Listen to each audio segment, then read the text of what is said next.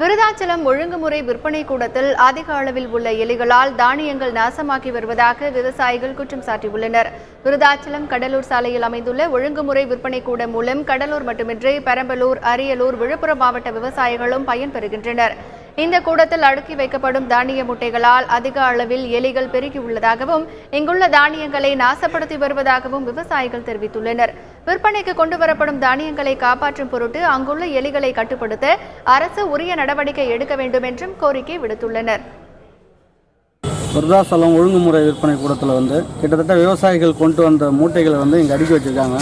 1000க்கும் மேற்பட்ட மூட்டைகள் அடிக்கப்பட்டிருக்கு. ஆனால் அந்த மூட்டைகள் வைத்த இடங்கள்லாம் பார்த்தீங்கன்னா எலி வெலை தோண்டி உள்ளே எலிகள் அவங்க கஷ்டப்பட்டு சேர்த்து வந்த நெல்லை எல்லாத்தையுமே எலி சாப்பிட்ருது.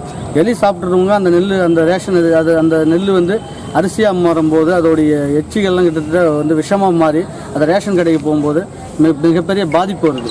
அப்போ இந்த இடத்தெல்லாம் உடனடியாக சீர் பண்ணி விவசாயிகளுக்கு இந்த இடத்த சுத்தம் பண்ணி